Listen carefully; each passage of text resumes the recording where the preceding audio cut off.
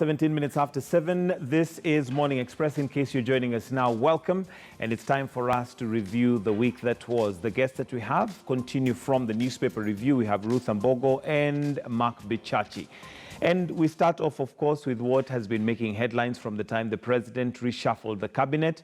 We've had this discussion from different angles, but maybe let me start with you, Ruth, on your thoughts on the cabinet's, new look. A majority of those I've talked to feel that the president did the right thing. Are you in agreement? Well, in agreement from the first angle being that we have a lot more young, we have the face of the youth within the cabinet. I remember, and allow me to throw in the BBI word. I remember when the BBI report came out, one of the first things that I noted was that there was the constant repeat of the word face of Kenya. And whenever they mentioned face of Kenya in the report, they kept talking about tribal representation, gender representation, persons with disabilities, but they never mentioned youth. Because you see, when you're talking about face of Kenya, you're basically talking about the demographical representation of the country. Right. And even when they would say that in all appointments, the president should ensure the face of Kenya is reflected, for me, one of my propositions that I was waiting for this, this second season when we were supposed to give our views to the now steering committee, I was actually hoping to talk about the fact that when we are talking about face of Kenya, include the youth in it. And I was very happy to see the president appointing some youthful faces, young people that the youth have interacted with, people that they cannot, young people that we can actually say that we know this person, we have seen the kind of work they've been doing, or we've been seeing them engaging online, we've been seeing them one or two ways. So was the main gain the fact that the youth have been now included? That was the main gain for me, and for me, I'm very keen on seeing how far this will go. The other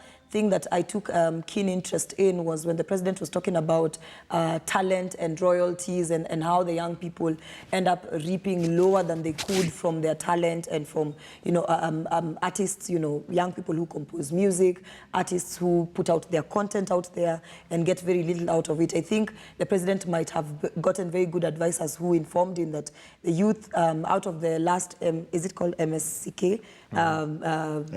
MCSK. The last MCSK royalties that were given to artists were very disappointing to the general public. And I remember in his speech, he gave an example of a country that rakes in about 500, is it billion or million?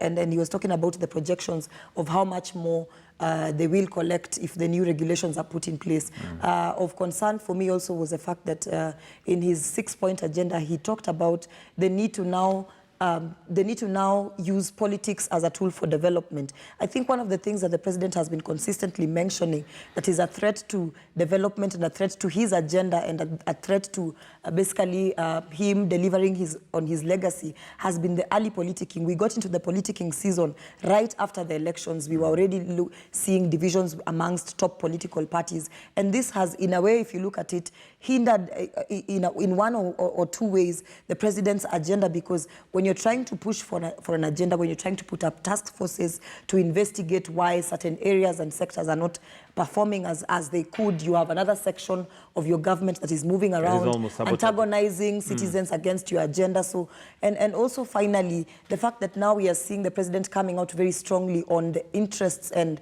the affairs of the farmers across the country.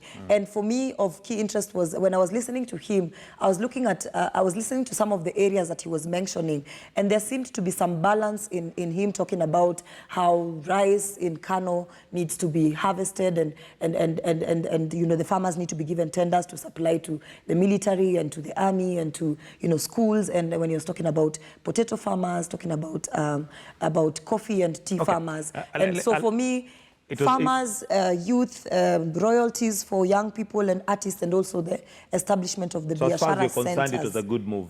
All right. Definitely. Bichachi, Mark, are you joining the same choir, and do you agree that, he did a good thing generally? The reason why I think he did a good thing is because of the 6 points that he raised. And Ruth has spoken a lot about it. And for me, I would like to look at the appointments through one particular lens that is very critical, the lens of the fight against corruption.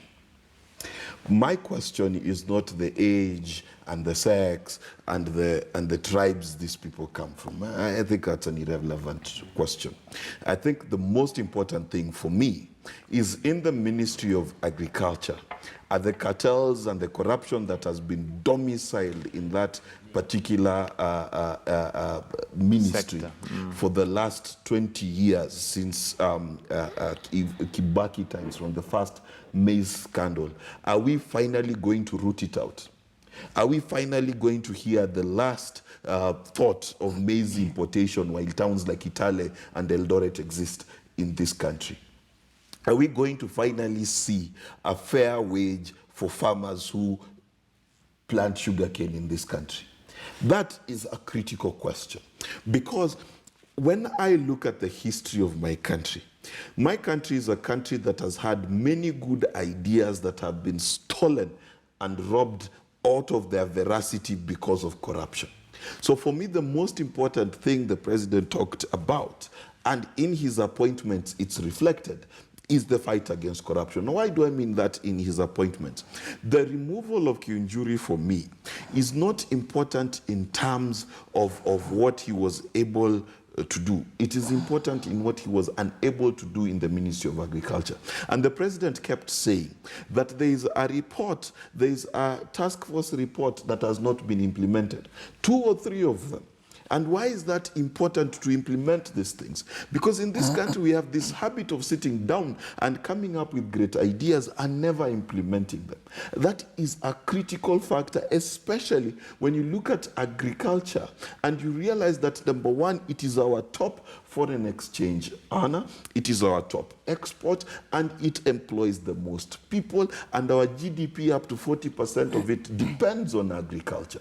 So that Ministry of Agriculture is not a ministry that you expect to be taken without seriousness. It is not a selfie ministry. You cannot solve the problems of locusts by people taking selfies with locusts. So that is the most important thing.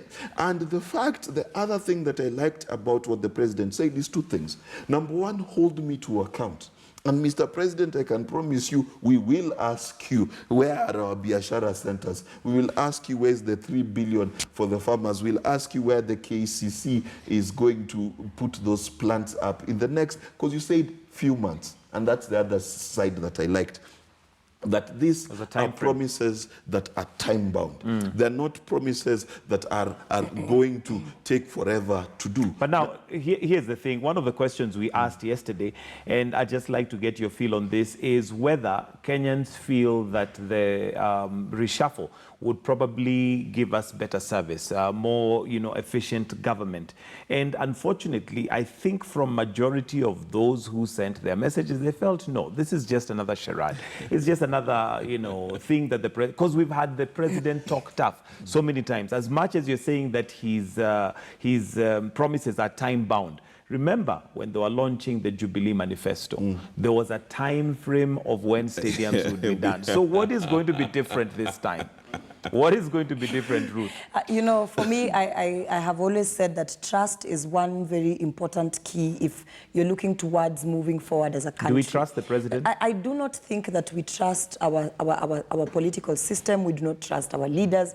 We do not trust. This is the same country where if today, for instance, I was appointed CAS, assuming that, I was one of the members of people appointed in that particular list, you would already see people coming up and saying, we do not expect anything good to come out of her.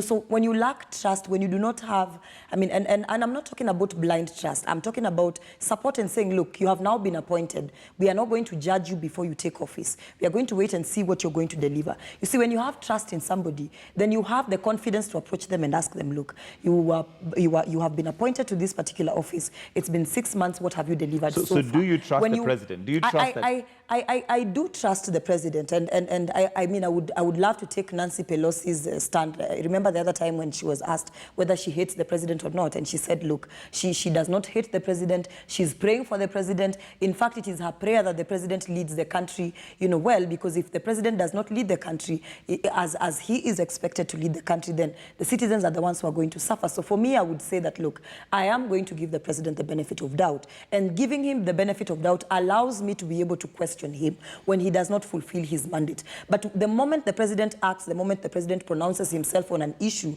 and my first response as a citizen is to say, look, I do not expect anything good to come out of these appointees that you have just recently appointed. I do not expect any change. I don't expect these propositions that you have in the 6-point agenda to even take off in the first place. What you do is that you even kill the morale of the leadership. You know, you kill their desire to even work. You know, when people know that they have a supportive environment to work in, even you as a citizen, when you're going to a workplace that does not support you, when you walk into an office where the HR has already pronounced that you're not going to succeed at whatever assignment that you have been given, your morale goes down. You know, when you know you have a supportive environment, you even work knowing very well that people are watching you, people are observing you, and people will put you to task. And you see, when leaders understand that people have already lost trust in them, that is when you see leaders going on a frolic of their own, not delivering on their mandates, knowing very well that nobody will even care. Because in the first place, they have already said that, look, as a leader, I am bound to fail. Although they cannot now transfer the blame on people because they have built a reputation over time. Mark,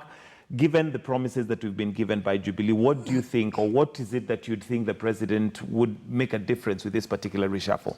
Let me quote my good friend Magal when he says that Kenyans should stop this habit of creating 99 problems for every one solution.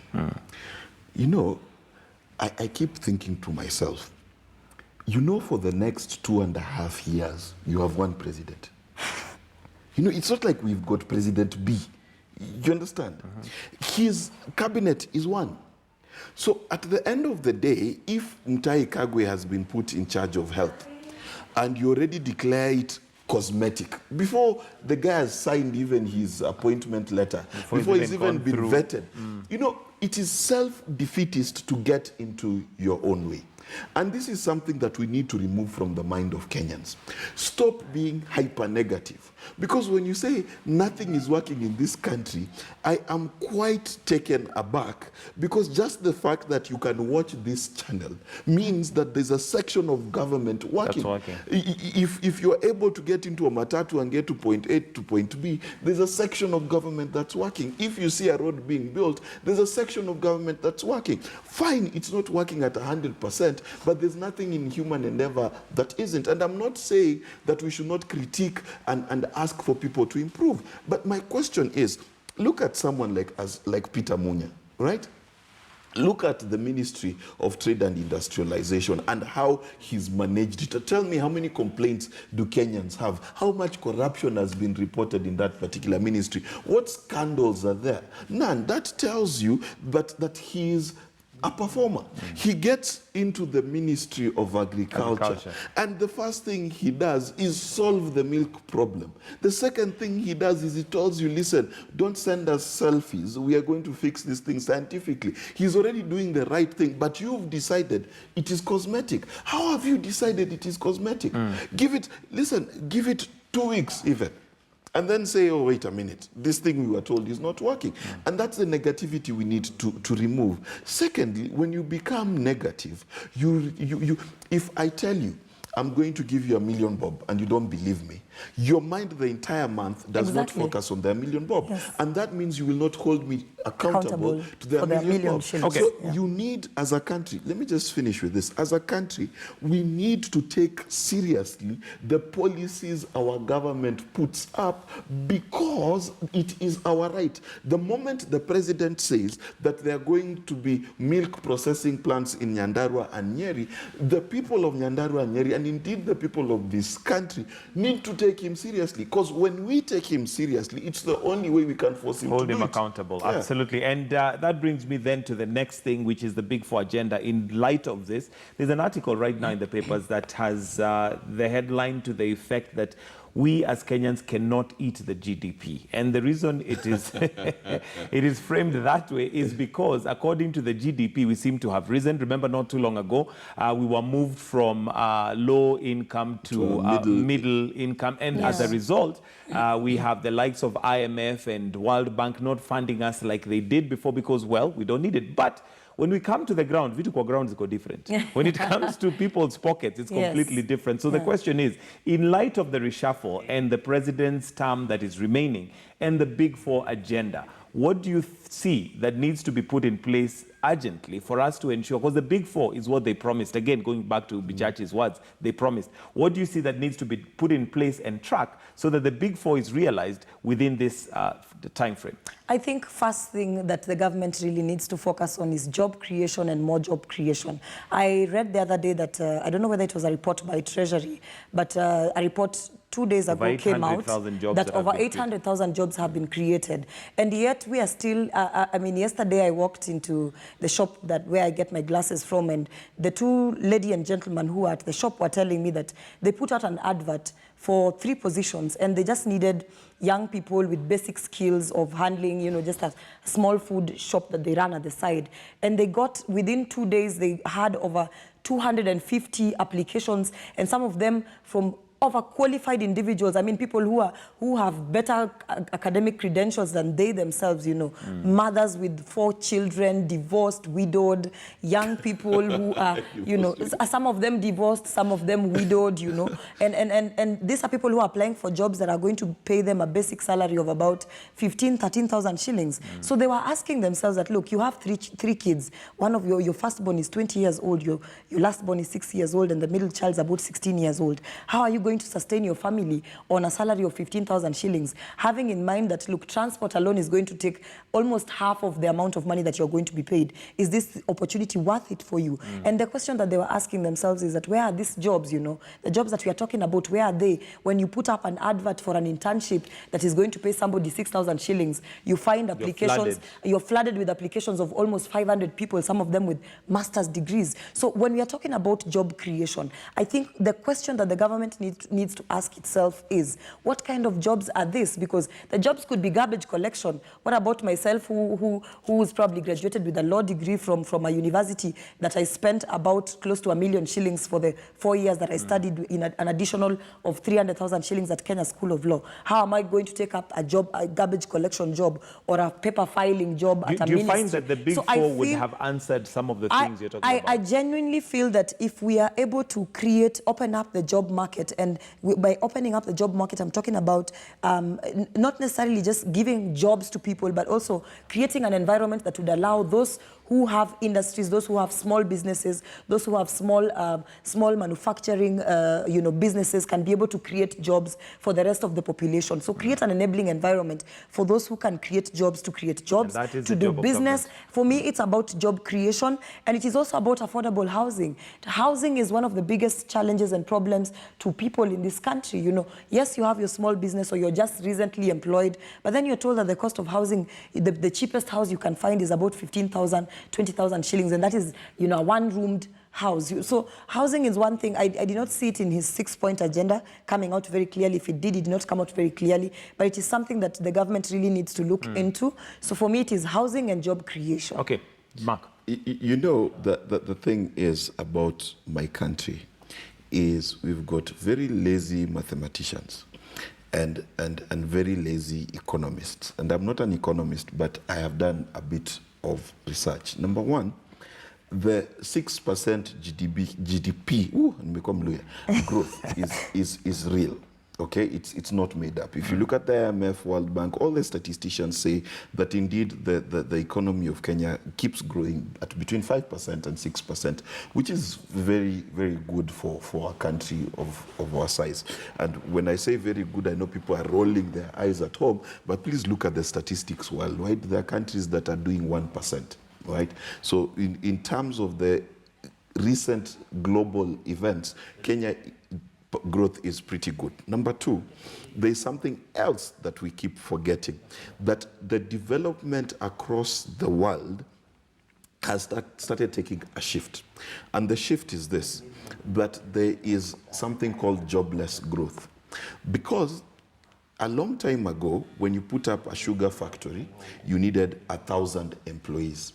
Now the machine that you're getting will only hire 200 people and produce 3 times. Now, so as a factor of GDP, your factory will be producing 3 times more sugar, but the jobs are less. Secondly, if we look at the industries that people of late have been talking about, oh my God, this hotel is closing down, or this other media house has laid down people, let's look at the facts. Number one, this country, how many 4-star, 3-star, 5-star hotels have been put up in the last 6 years?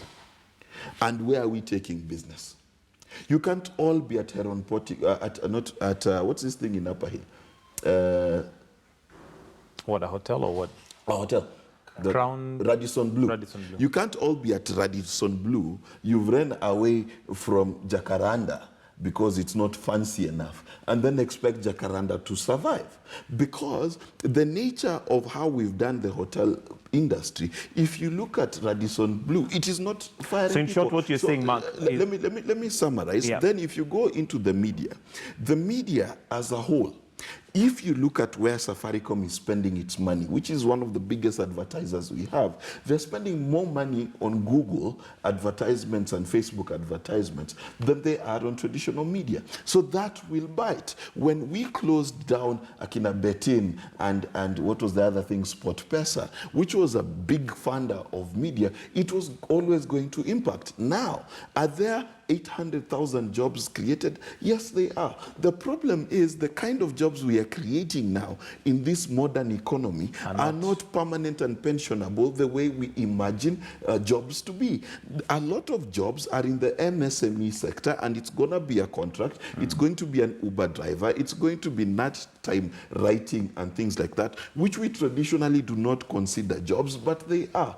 And the reality of the job market, and this is what Kenyans need to be told, the reality of how you graduated and then you got employed and things like that, that is changing. Because the job market the world over is changing because of automation, the Internet of Things and things like that. If Kenya is smart, what it needs to do is invest in entrepreneurship. And I'm not saying everyone needs to be an entrepreneur, but you need to invest in entrepreneurship, because entrepreneurship is the only thing that is innovative enough to adjust to create jobs. And on top of that, it's the only way that you can employ a lot of people. Because if you have a lot of MSMEs and someone is one person and 2 employees, another person with 5 employees, that's the only way you're going to create enough jobs. Okay, I want us to move from the cabinet reshuffle, but before that, maybe last question, Ruth, and I'll ask you the same thing, Mark. Now that the president has done the reshuffle, what is it that you expect from those given positions to do for us now to say that we're moving on? Because at the end of the day, the president has talked tough, he has done what he needs to do, fired who he needs to fire, and like he said, so be it for those who are there and those who are not. What do they need to do? I think what they need to do, and I will focus on just one of the ministries which I find very important, the Ministry of the Ministry of ICT and Youth. I want to believe that the reason why the president initiated the transfer of the Department of Youth from the Ministry of Public Service, Gender and Youth to now the Ministry of ICT was the potential, the immense potential that the ICT world has to create jobs for the young people. It was estimated by the Ministry of ICT, I think a few years back, that in 2020, this year that we are talking about, Kenya is supposed to have about 530 million digital devices across the country. 530 million digital devices that have potential, and this is internet-enabled digital devices that have potential to create jobs for the young people. Today, we see a lot of an increase of youth being on the internet. So for me, the move signified in my mind as a young person that we are moving the Department of Youth into a more suitable department to create employment for the youth. So I would expect this department to begin to find ways of training young people, providing seed capital to train young people on how they can use social media and the internet to create jobs for themselves and ultimately become employers. Because there's a huge number of the youth on social media with a huge following who do not even know that you can actually translate this following and monetize it and become a fully sufficient young person who's earning for themselves, supporting themselves even while still in school. So I think the shift that I expect to see is a more vibrant youth sector. And one of the challenges that we as the youth faced when the department was in the previous ministry was that it would be bungled up. You know, when you have gender, the connotation that gender has, which is a wrong connotation in this country, is that we are talking about women. So the focus would be a lot more on the women as opposed to the general interests of the youth that cover both young men and young women. So I expect a more vibrant youth space that will create more jobs for the youth, that will push youth to create businesses online, and a government and a department that will support those businesses online by training the youth to take up, that particular space, because we are industrializing very fast. We are in an innovative world. We need to have more women getting into the STEM courses, because there are so many opportunities out there for women to work in STEM courses. So that department should ensure that it is first and foremost accessible, now that we even have a youthful face, and congratulations to Nadia on her appointment as CAS. So we have a more youthful face in that particular department. We expect more vibrancy and more innovative, outcome Space out of that. from the youth. All right. Mark, would you agree that the president listened to what people were saying? Because when we look at the youth now, there's a few more youth who have been included.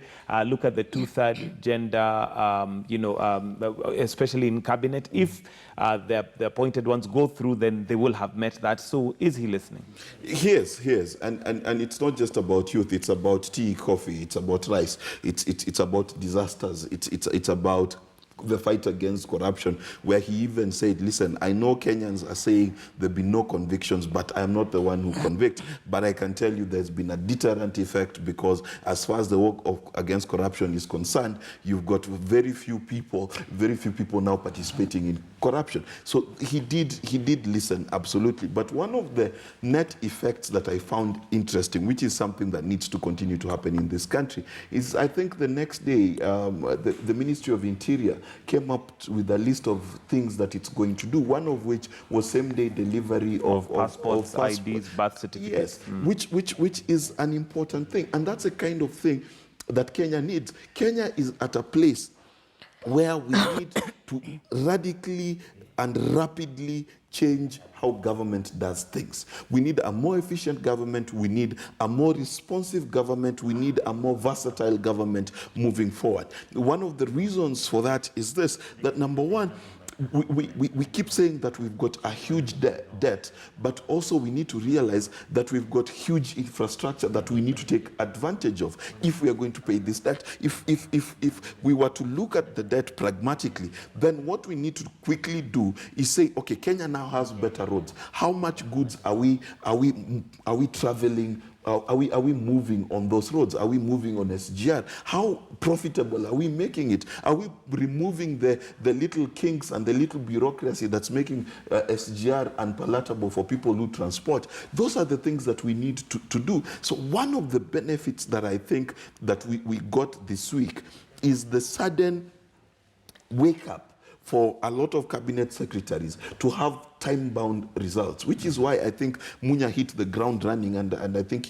of the shifts, he's the one who has the biggest opportunity, because he doesn't need to be vetted by parliament. He just moves. And even straight into action. And if you look at Ekuru Yetani, the things that he's talking about, a balanced budget, increasing the tax bracket, reducing our dependence on debt to meet our budget, those are actually things that Kenyans and people who think about policy have talked about for a long time. And if that's the result of this, then good. But this is my advice to my government, not free advice. Number one, I think the president should do those kinds of speeches more often, where he addresses issues with action plans as quickly, and timelines as quickly as possible. Secondly, I think that his cabinet secretaries need to follow suit.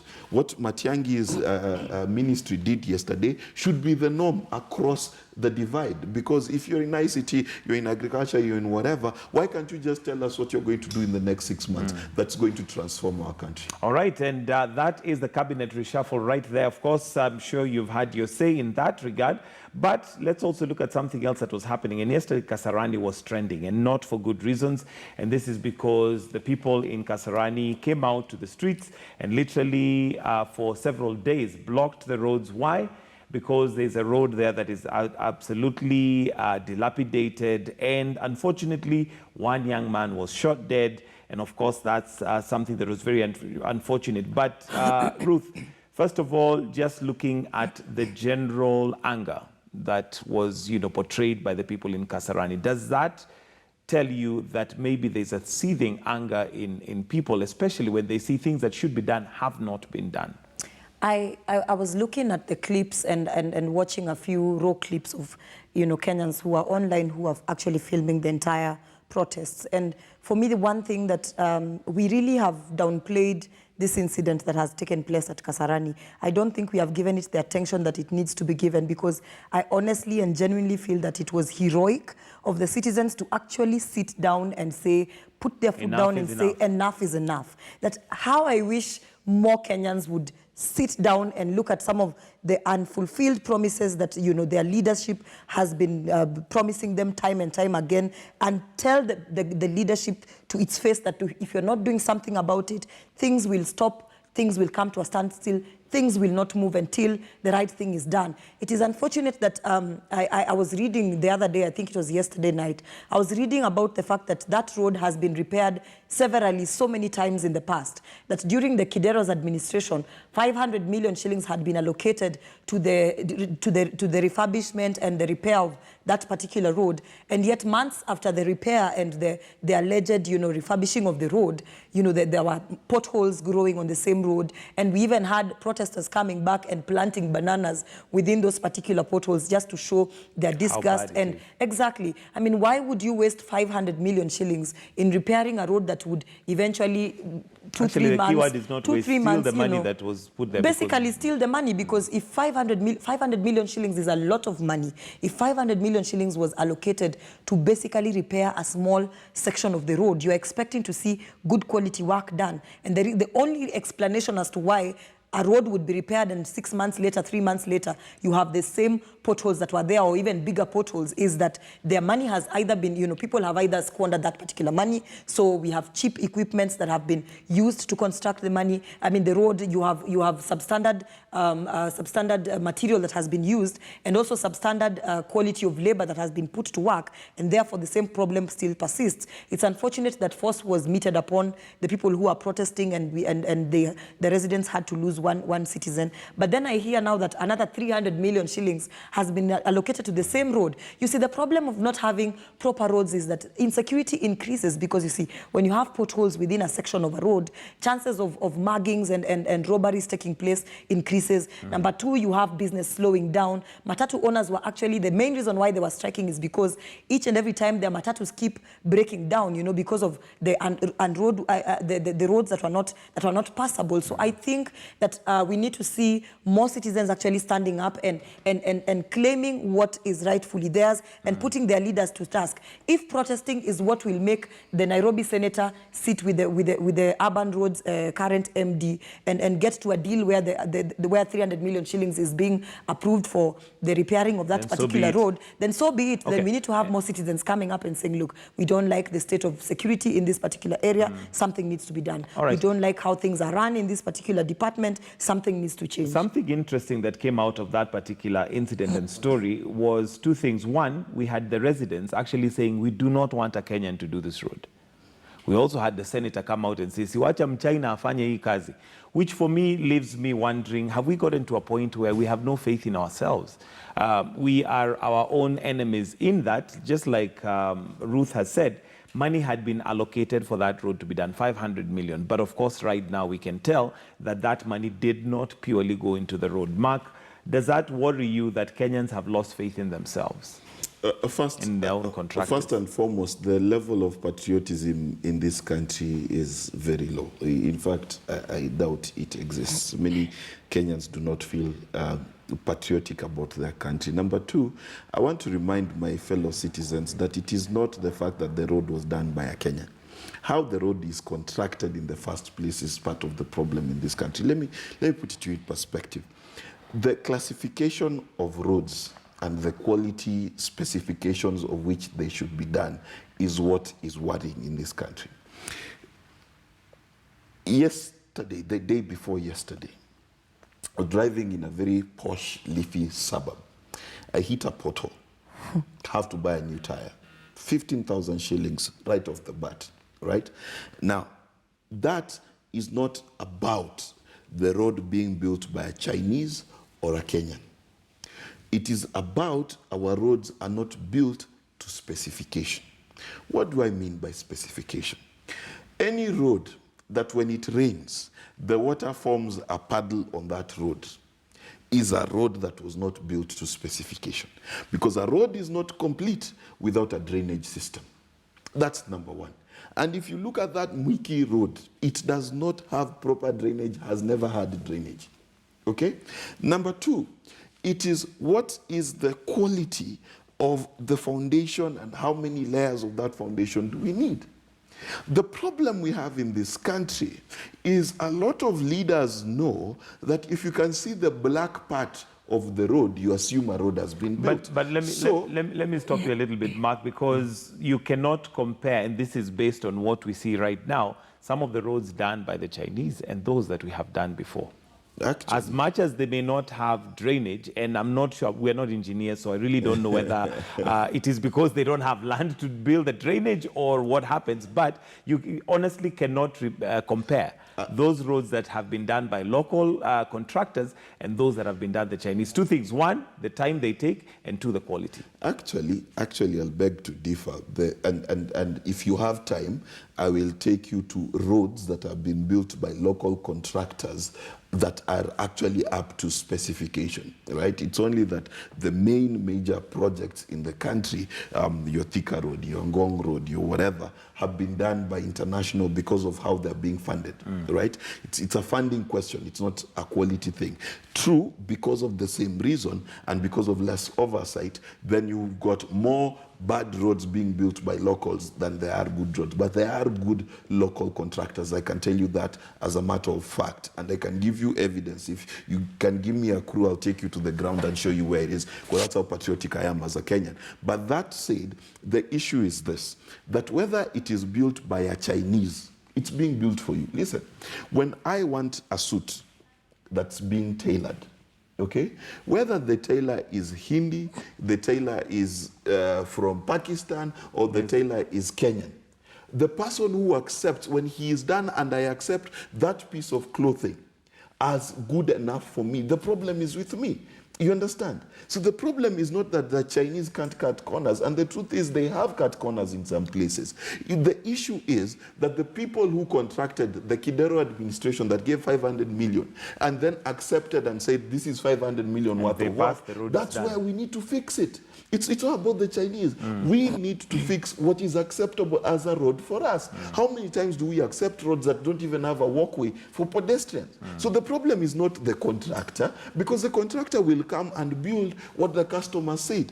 So it is not that that contractor was corrupt. It was the fact that the administration that allowed this contractor to get on the ground, that administration is what is at fault. So we cannot excuse our politicians and our leaders from the quality of work that is done. All right, we'll need to wind up. It's now just about 6 minutes to 8. Ruth, your closing comments and possibly whether you feel we are off to a good start, particularly looking at the cabinet reshuffle and what just generally is happening. We still have locusts, and we now have a new minister of agriculture, and he has said, stop sending the selfies. Yeah. We are doing this scientifically. Do you feel we are off to a good start to the year?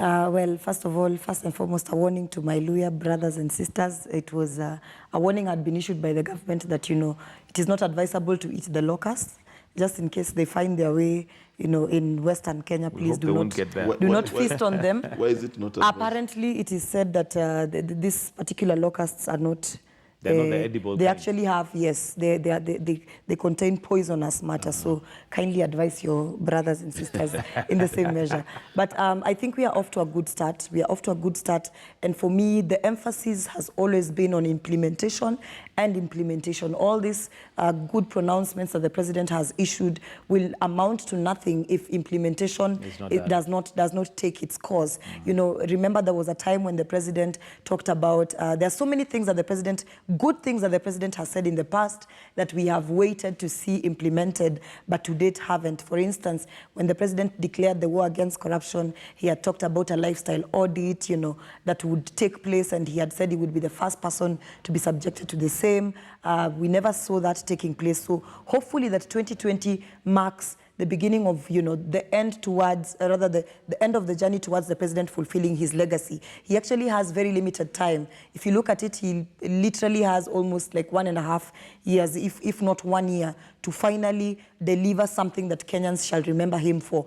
Remember that all this talk that we shall talk about how the president has not delivered will not matter once he leaves office. Once he leaves office, what will matter is that what legacy projects shall he have left in place. Remember that Mwai Kibaki had his own challenges when he was president, but at the end of the day, when he finished his term, we do not remember the details of the struggles and the challenges that he had. We do not remember the small promises that he failed to fulfill. We remember the one or two significant programs that he put in place that we now hail. We remember the highways, we remember the road network, we remember the SGR plans. What shall we remember the president for? He has this 1.5 years to give us that Mark, very legacy briefly, project. your closing comments. Number one, Very briefly. Justice Maraga, please, give us a way forward in terms of how corruption cases are handled. And number two, stop this cartel of judiciary defending judiciary.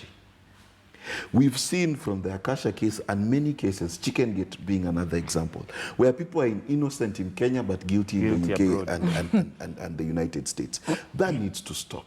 I know you've got these traditions and things that you've got to keep, but sir, please deliver for us a process by which justice can be meted for the Republic. If you are saying that the DPP gives you cases that you cannot, that do not hold water, create a pre-trial chamber so that you make sure that the case is solid before you start the trial. But stop giving us excuses. The idea that it takes 30 years to find out whether Baba Yao is innocent or not so that he can run for a second term in 2022 is unacceptable. The truth of the matter is, you can give us all these independent speeches you want to give us all these platitudes about separation of powers and things like that. But the people of this republic need a solution, and that solution can only be the speedy settlement of those cases, even if you speedily declare them innocent. We want to see results, and please give us results. Stop hiding behind the cloak of tradition and many legal jargons. At the end of the day, even you know, justice delayed is justice denied. Thank you very much, Mark Bichachi and Ruth Mbogo, for joining us this week to review the week. It's now 2 minutes to 8 o'clock. We want to take a short break, but do stay with us.